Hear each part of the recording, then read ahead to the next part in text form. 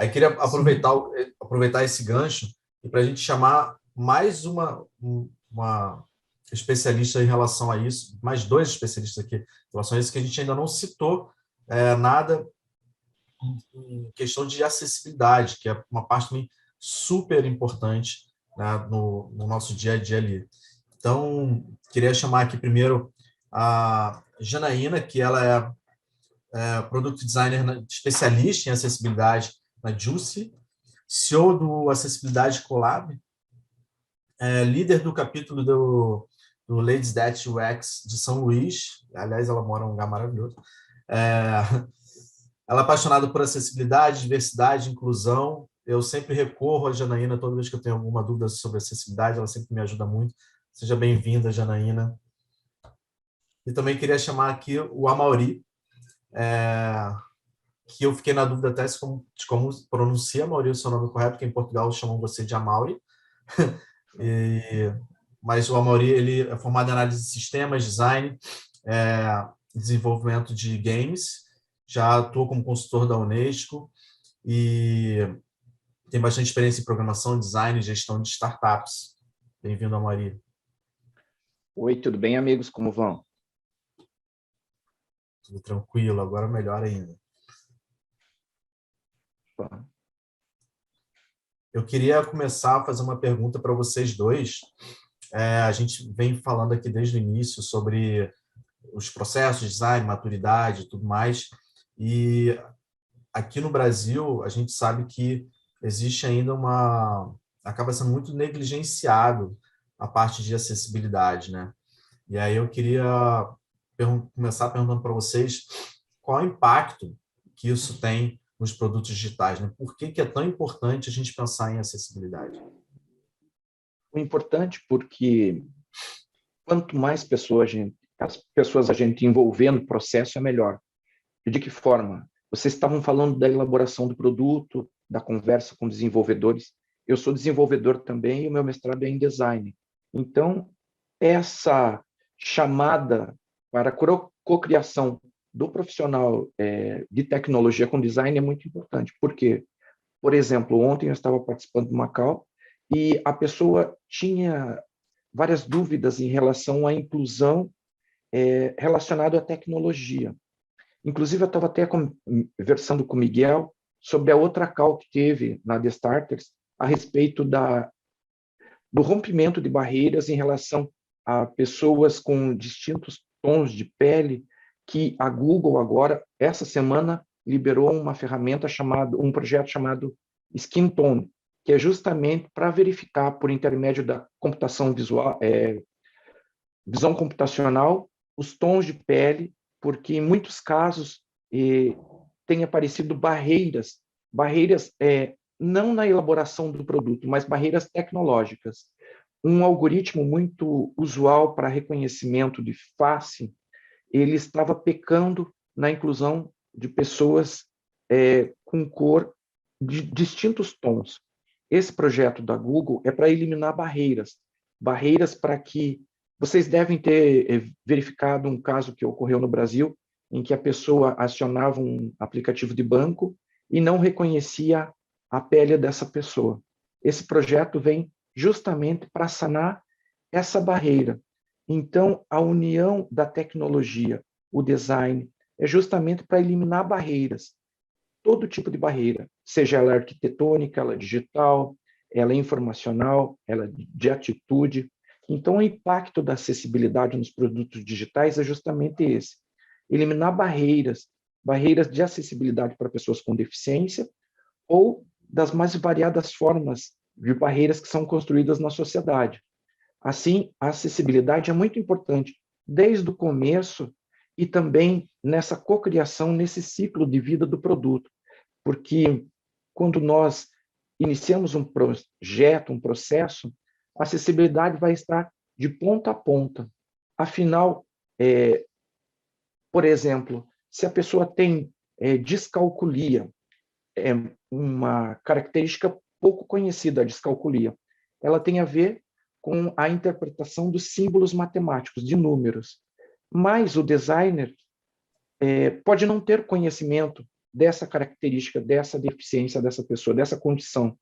Então, o feedback do projeto, do produto, é muito importante, porque o usuário ele pode ter essa necessidade e o design e a própria empresa não conhece, e assim retroalimenta o desenvolvimento desse produto, dessa acessibilidade direcionado a esse produto digital. Perfeito.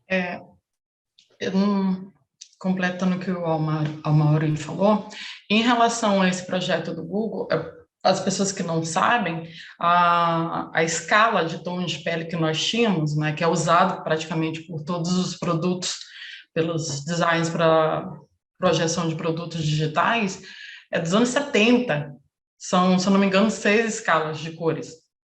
E, obviamente, né, no mundo com centenas de pessoas, a diversidade de tons de pele é muito maior do que 6. Então, eles conseguiram aumentar para 10, que é a especialista de Harvard, ela é socióloga, se não me engano, a Alice Monk, e eles conseguiram aumentar esse tom.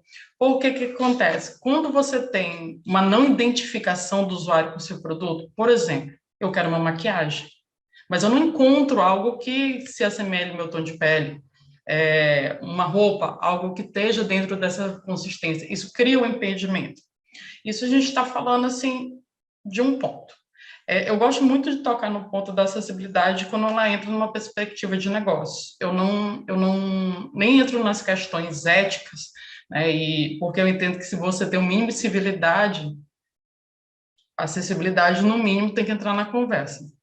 Eu entro muito numa questão de valores. Por exemplo, no Brasil, somos 45 milhões, né, registrados oficialmente, mas a gente sabe que somos mais.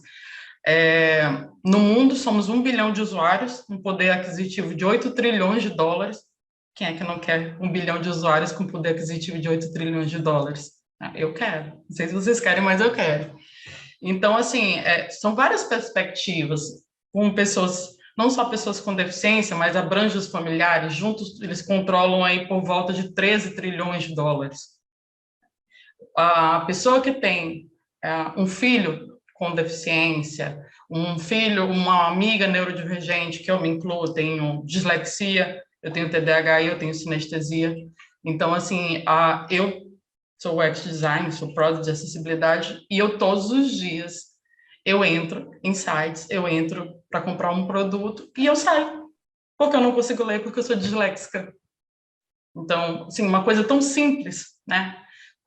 Muitas vezes as pessoas dizem, não, mas eu não tenho esse tipo de usuário. Provavelmente por você não tem, porque ele não consegue nem acessar seu produto. Então, tem muitas dessas questões, a gente cria barreiras todos os dias para os usuários, né? As pessoas, quando se fala em acessibilidade, ela pensa no usuário cego, no cadeirante e no surdo. Aí a gente pergunta, tá, o que mais? Aí a ampulheta fica rodando, né? Não sai dali.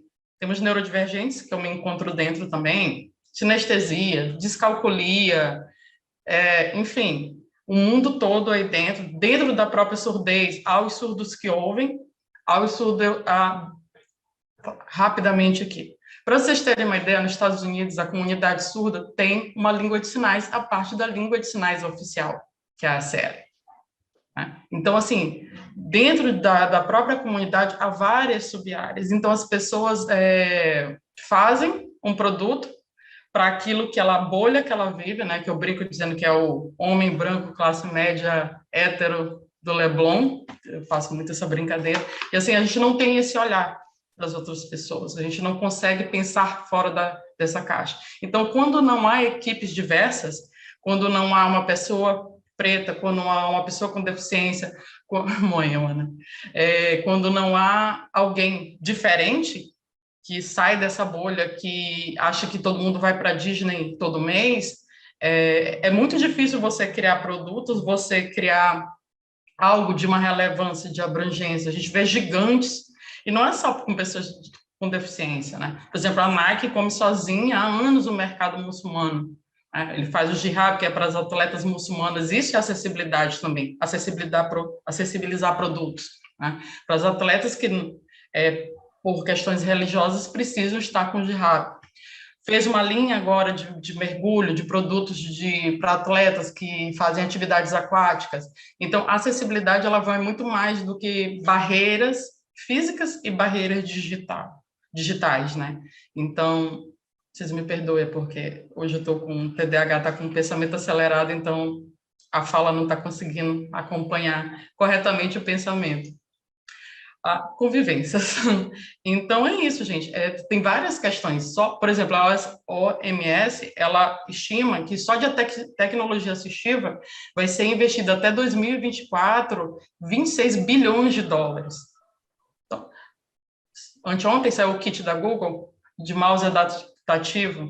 Então, as empresas, elas investem, não porque elas são boazinhas, maravilhosas, não. É uma estratégia de negócio, é um pensamento. Agrega, Assassin's Creed foi identificado que só 95% dos usuários usavam legenda ativada. Obviamente, 95% dos usuários não são surdos. É uma questão que ajuda. Às vezes tem um moleque lá que está desdobrando a mãe, fingindo que está estudando, mas está jogando feito louco. Eu tenho TDAH quando tem legendas, para mim, me ajuda, pessoas surdas. Então, você expande, você aumenta a sua cartela de usuários, você, além de trazer pessoas que têm limitações de alguma maneira, você traz familiares, você traz conforto, você gera a cidadã que está dentro do metrô, não está saindo da faculdade para o trampo, não teve tempo de estudar, ela liga a legenda lá do vídeo e ela consegue utilizar e estudar. Então, a acessibilidade ela não é só para pessoas diferentes, né? A acessibilidade ela é uma forma de tu abranger, massificar o teu produto. Exato. E nesses tópicos que você mencionou, o e-mail foi feito direcionado para uma pessoa com deficiência, os Sim. assistentes de voz também, leitores de tela, a gama de produtos assistivos, elas começam nichadas, mas elas expandem. Por quê? Porque o ser humano é diverso. As compreensões cognitivas, os processos cognitivos, eles podem ser abordados, aprimorados. A plasticidade cerebral, ela está aí para comprovar que um recurso de aumento da velocidade de voz pode ser utilizado em distintos casos para pessoas com deficiência visual, e hoje é utilizado muito no WhatsApp também para pessoas que nem imaginam que esse recurso foi desenvolvido para pessoas com deficiência visual. Por quê? Porque o ser humano é diverso e isso é muito bonito. É bonito eu estar aqui em Curitiba vendo uma amiga com a camisa de Ramones em São Luís. Tem uma camisa igual, muito bacana. Então, os gostos estão aí e a gente, como designer, a gente está para mexer esse caldeirão, para pegar peças daqui e dali, para melhorar a acessibilidade, melhorar a inclusão. O mercado tem muito para crescer. Segundo dados que você mencionou, 24 milhões de pessoas aqui no Brasil, mais 400 mil, segundo fontes do governo, estão atualmente trabalhando baseado na lei de cotas. 400 mil. Puxa, então não está nem no começo da brincadeira ainda. Tem muito para avançar, muito para construir. Esse kit que você falou da Google é muito bacana, desenvolvido pela mesma equipe que fez o controle adaptativo do Xbox. Eles, inclusive, agora têm um centro no Canadá chamado Inclusive Tech Lab, que é fenomenal. Não sei se vocês viram um vídeo desse laboratório. Ele abrange todas as deficiências, para a comunidade da pessoa com deficiência estar presente, testar novos produtos, gerar novos serviços. Eu também tenho uma startup direcionada à inclusão de pessoas com deficiência no ambiente escolar e de trabalho. E eu sigo na minha empresa o que está como base, que eu acho que todo mundo tem que ter, nada sobre nós sem nós. A minha empresa sou eu e eu tenho mais 2 pessoas com deficiência. O meu chefe de tecnologia, ele é cego. Todo mundo fala, puxa, mas como é que ele é cego? Puxa, ele tem as ferramentas para atuar como engenheiro de software sendo cego. Eu tenho a minha gerente de marketing, ela é surda. Puxa, como? Como? Com ferramentas. E essas ferramentas somos nós que facilitamos, nós que fazemos a pesquisa com o usuário, nós que fazemos essa cocriação com o usuário, com o profissional, com o designer, com o negócio, justamente para quê? Para que o mundo seja mais bacana, que o mundo seja mais colorido, que a gente possa ver azul, rosa, preto, branco, amarelo, como um todo, como uma sociedade que deve ser igualitária, humana, inclusiva.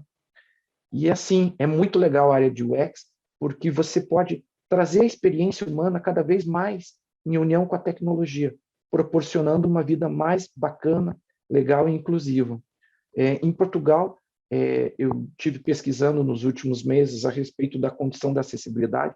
Eu tive a oportunidade de, quando eu terminei o meu mestrado, que era direcionado a jogos acessíveis por voz, eu fui na Universidade Lusófona, aí em Lisboa.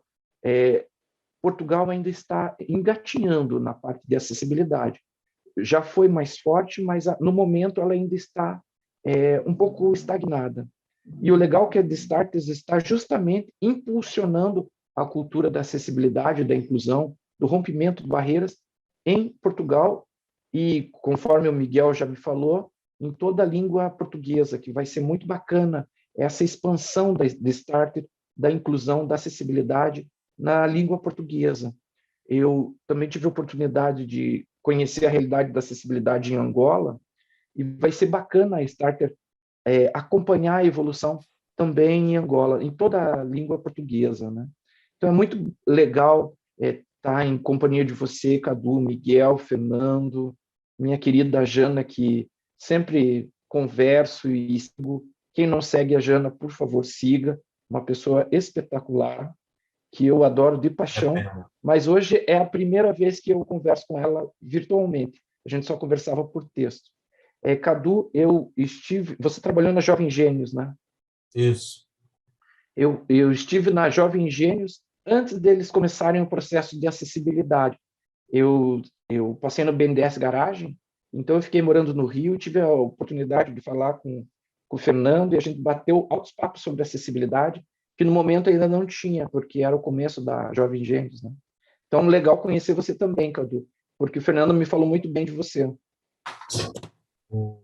Eles estão com um processo bem sério lá sobre acessibilidade. Estão lidando com crianças, né? Escolas, crianças. Sim. E eu acho uma dúvida assim que... Bom, primeiro eu queria parabenizar pela sua empresa, né? Essa turma que você conseguiu montar aí, achei isso fantástico, nos comentários aqui, todo mundo falando sobre isso, porque as pessoas têm esse estigma, né? Esse preconceito, talvez, de achar que pessoas com deficiência não são capazes de executar certos trabalhos, né? E como você mesmo falou, existem diversas ferramentas em relação a isso. Então, acho que super iniciativa sua, já achei fantástico isso. Pode falar. Desculpa, meninos. É porque eu queria aproveitar, que eu me lembrei de uma coisa. As pessoas...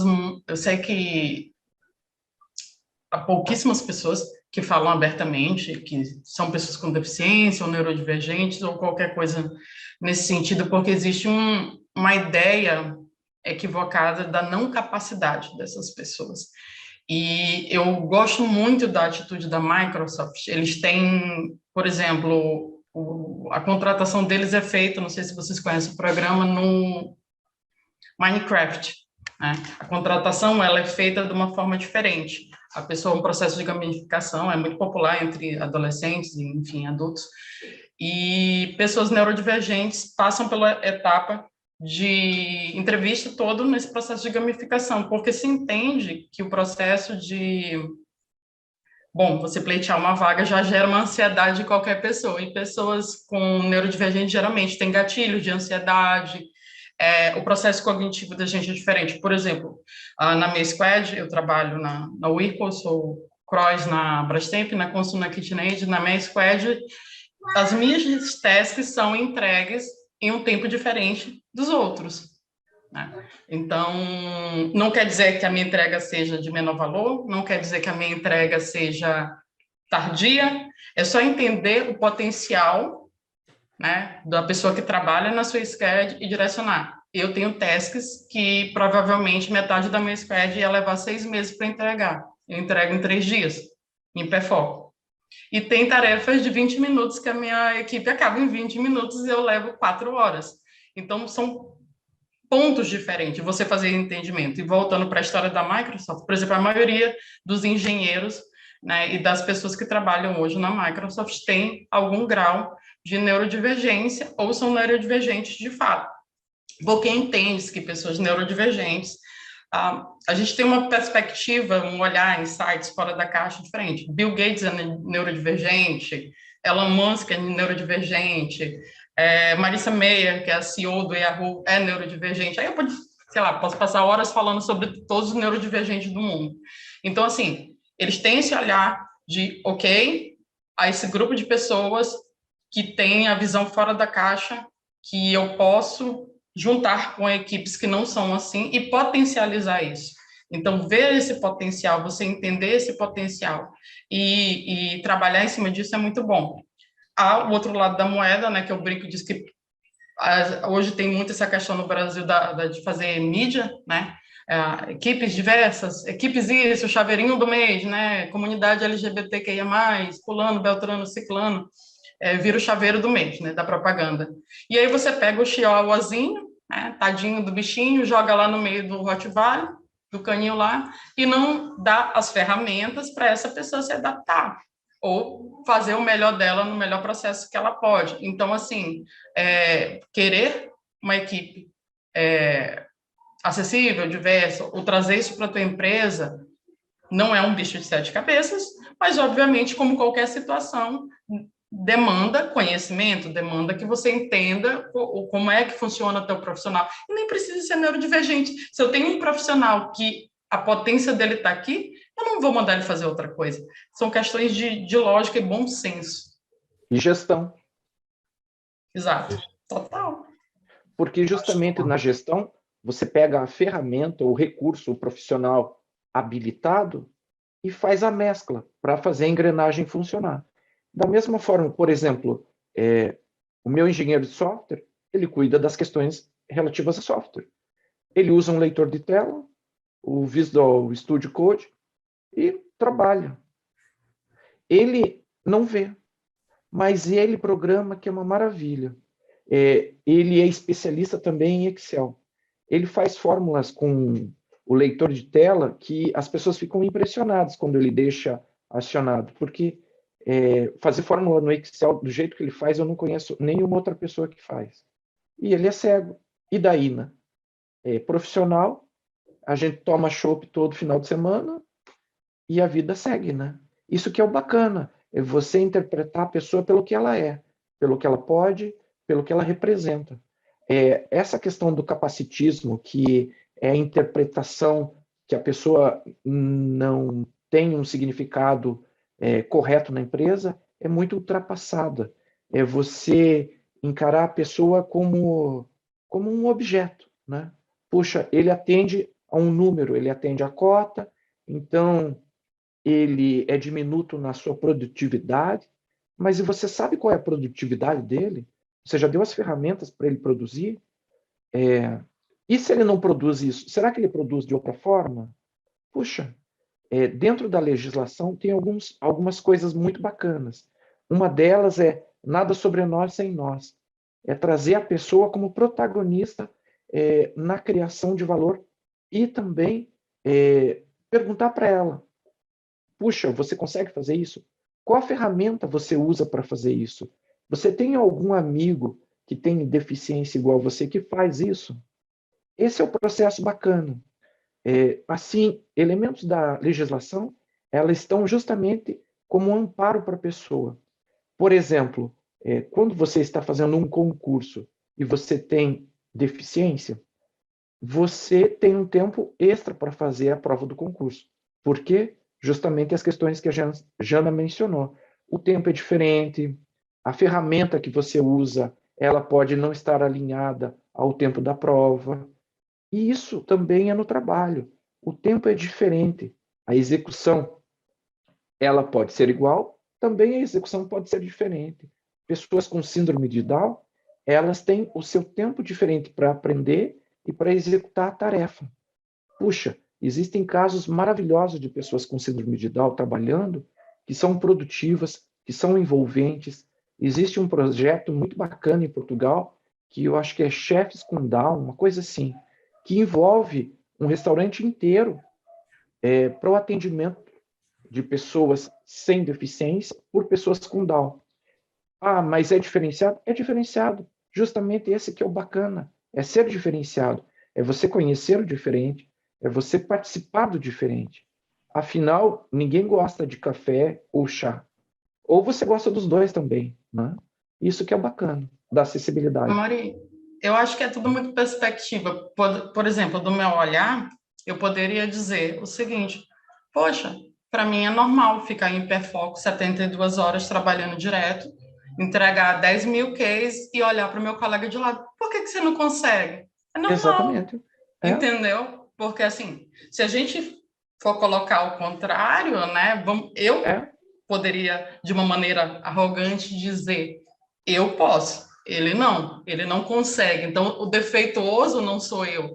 Então, assim, quando a Exato. gente muda esse olhar, essa perspectiva, né, do que se pode ser feito, o que é que não pode ser feito, como você constrói a acessibilidade dentro dos produtos também, por exemplo, que é um crime, né, um assassinato, a comparação que claramente foi feita por pessoas não deficientes de personas, que é hoje mais difundido no mundo, é o comparativo de que uma mãe com uma criança no braço se assemelha a uma pessoa amputada.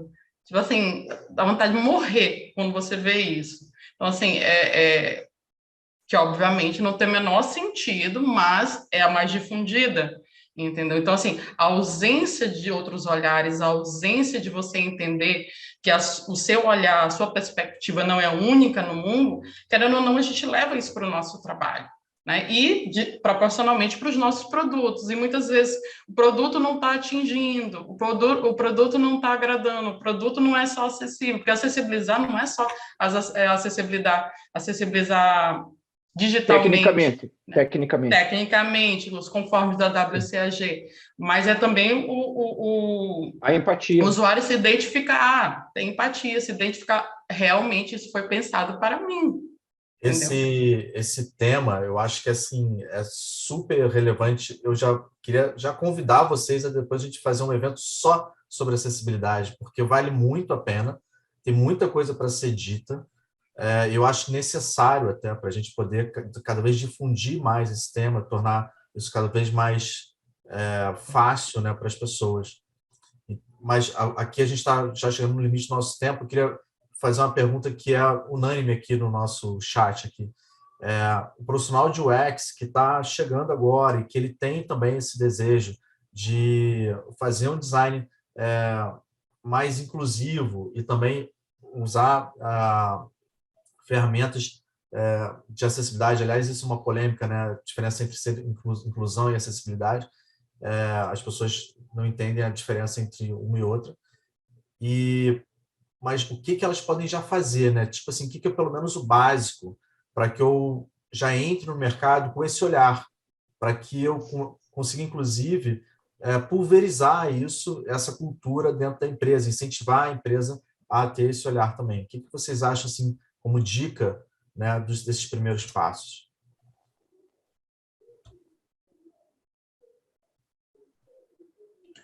Quer começar, Jana? Pode ser. Começar. Eu acho que o importante, assim, quando você se depara que você está indo para acessibilidade, que isso tornou um problema sério, né?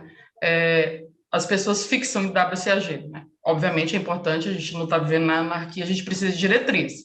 Tá? Quando eu falo isso, as pessoas entendem que eu digo queime a WCAG. Não, a gente precisa de diretrizes, mas a gente precisa entender que a acessibilidade, dentro de toda a experiência de usuário, é o mais humano de todos. Então, assim, convivam com pessoas com diferenças. Não é só pessoas com deficiência, é pessoas que normalmente você não convive. LGBTQIA+, pessoas pretas, pessoas diferentes de qualquer maneira. Isso te dá uma perspectiva, isso te tira da obviedade, né? Isso é básico, mínimo. Então, e aí começar a estudar de fato. WCAG sim, mas você vai estudar YouTube, o que as pessoas estão dizendo, sigam pessoas que são papas aí da acessibilidade do mundo todo. Eu acho que é a primeira coisa. E em relação às empresas, que muita gente pergunta, mas como é que eu vou introduzir isso? Questionem, comece a questionar. Primeira coisa, questionem. Por que a gente não está pensando no usuário? O cego, o disléxico? Comece a questionar, tem alguma coisa errada aqui. Por que essa pessoa não é preta? Por que a gente vive nesse padrão classe média, branco, hétero?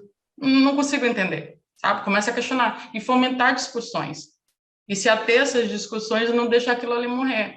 E aí sim você vai construindo. Não é de dia para a noite, passo de formiguinha, muito saco, muita paciência, aí segue o baile. Eu vou fazer uma abordagem do que eu vivo e do que eu acho bacana. Por exemplo, eu comecei na área de acessibilidade porque a minha irmã, ela nasceu com paralisia cerebral.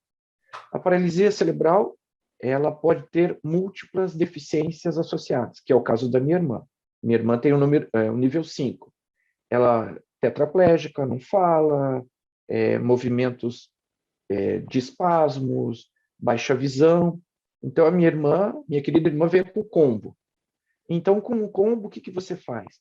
Você acaba tendo olhares diversos. Puxa, como uma pessoa com baixa visão interpreta a vida? Como um cadeirante pode se deslocar de uma melhor forma? Ou seja, comece 1 bilhão de pessoas. É impossível que você não conheça alguém que tenha alguma deficiência. O filho do seu amigo pode ter autismo, pode ser disléxico, pode ser surdo, pode ter baixa visão. Você, dentro de uma área humana, que é o X, se aproxime. Como assim se aproximar? Saia junto, para tomar um sorvete, conviva. Tá. E depois dessa convivência? E como fazer essa convivência se eu não tenho ninguém próximo? Seja voluntário, vá numa ONG, numa instituição. Ah, puxa, não tem nada perto. Veja filmes da Marvel, veja filmes que abordem a vida da pessoa com deficiência. Tem inúmeros filmes e quadrinhos que eu vou abordar no nosso curso de acessibilidade aqui na The Starter. O Senhor Fantástico é uma pessoa com autismo, do Quarteto Fantástico. Professor Xavier. Comece a reparar. É só reparar, a sociedade está cheia de pessoas com deficiência, né? Se você reparar como uma visão de designer, uma visão de UX, se aproxime dessas necessidades para o teu sistema, para o teu software, para o teu produto digital, para a tua construção como uma pessoa melhor no seu dia a dia. Vai ser tão bacana você acompanhar histórias fantásticas. A Frida Kahlo, ela, muita gente não sabe, ela tinha deficiência. No nosso curso eu vou mostrar a prótese que ela utilizava. Videogames. Acione a visão, as funções de acessibilidade no videogame, tente utilizar. Habilite o voice-over no iPhone ou o talkback no Android para sentir a experiência do que você vai proporcionar para a pessoa com deficiência. Chame aquele amigo com deficiência e fale, puxa, estou fazendo esse projeto, o que você acha? Ou seja, a empatia, o envolvimento é a principal ferramenta para você transformar um produto com inclusão e acessibilidade. As regras técnicas, super válidas, mas você não quer ser um técnico, você quer ser uma pessoa a mais na sociedade. Por isso que você fez design. Você fez design para proporcionar uma vida melhor para o próximo, através da tua arte, através da tua sensibilidade. E acessibilidade é isso. É você ser sensível com o outro. Você ter um mínimo de bom senso. Como no design. Se você tem um bom senso, você vai saber aplicar claramente os princípios de acessibilidade. Porque o bom senso daquele botão que é um JPEG e que o leitor de telas não vai interpretar, você não está tendo bom senso. Isso é um exemplo bem simples. Ou seja, o processo de inclusão é a união de pequenos bons sensos que você tem ao se deparar com um ser humano. no meu ponto de vista. Perfeito, Amaury, assina embaixo. E aí, quando eu comentei aqui que ia convidar vocês para fazer um evento à parte, né, só sobre acessibilidade, todo mundo se manifestou aqui. Então, vamos fazer, tá? Vou convidar vocês para a gente fazer um debate só sobre esse tema, que eu acho que é muito rico.